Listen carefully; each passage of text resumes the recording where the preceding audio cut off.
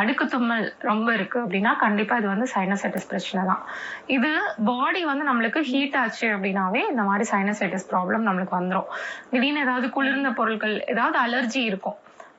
நேச்சுரலா வந்து நீங்க உங்க பிளட் டெஸ்ட் எடுத்து பாத்தீங்க அப்படின்னா ஈஸ்னோஃபில் கவுண்ட் இது மாதிரியான சில விஷயங்கள், அலர்ஜிக்குரிய காம்பவுண்ட்ஸ் எல்லாமே கொஞ்சம் இன்க்ரீஸ்டா இருக்கும். அதனால பாத்தீங்கன்னா தண்ணி பட்டாலோ இல்ல டஸ்ட் பட்டாலோ ஏதாவது ஒரு குளிர்ந்த காத்து பட்டாலோ இல்ல ஏசியில போய் உட்காந்துட்டாலோ உடனே அவங்களுக்கு அடுக்கு தும்மல் ஸ்டார்ட் ஆயிரும். சைனசைட்டிஸ் இன்ஃபெக்ஷன் தான். இதுக்கு பாத்தீங்க அப்படின்னா நல்ல தும்மல் வந்து நல்லா அரெஸ்ட் ஆகணும் அப்படின்னா அந்த மூக்குல இந்த இடத்துல இந்த ஸ்பேஸ்ல உள்ள நீர்லாம் நம்மளுக்கு நல்லா வெளியேறிடணும். அதுக்கு நல்ல ஒரு பானையில தண்ணி நல்லா ஃபில் பண்ணிக்கோங்க. அது நல்லா கொதிக்க விடுங்க.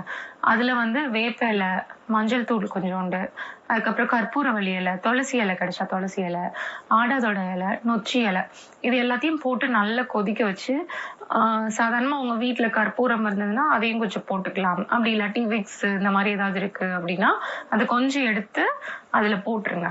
அந்த தண்ணி போட்டு அது நல்லா மூடி வச்சுருக்கு. நல்லா பாயில் ஆனதுக்கு அப்புறம் மூடி வச்சுட்டு பெட்ஷீட் நல்லா போட்டு கவர் பண்ணி நல்லா ஸ்டீம் எடுங்க. முகம் இந்த இடம் ஃபுல்லா நல்லா படுற மாதிரி நல்லா வேது பிடிங்க. அப்படி பிடிக்கிறப்ப பாத்தீங்க அப்படின்னா வேர்க்கவும் செய்யும். அதே மாதிரி உள்ளுக்குள்ள உள்ள ஃப்ளூயிட் எல்லாமே நம்மளுக்கு வெளியே வந்துடும்.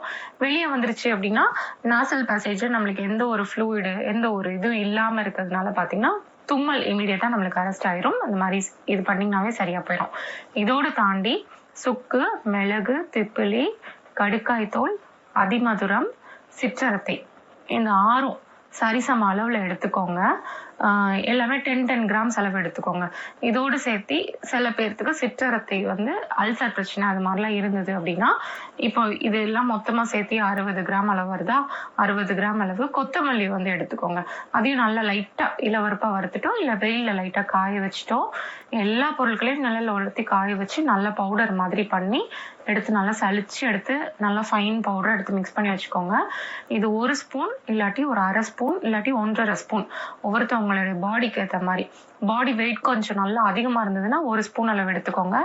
தேன்ல குழப்பி தினசரி காலையில ஒருக்கையும் நைட் ஒருக்கையும் தேன்ல குழப்பி சாப்பிட்டதுக்கு அப்புறமா தொடர்ந்து எடுத்துட்டு வாங்க. சைனசைட்டிஸ் இன்ஃபெக்ஷன் எங்க போச்சுன்னே தெரியாத அளவுக்கு காணா போயிடும்.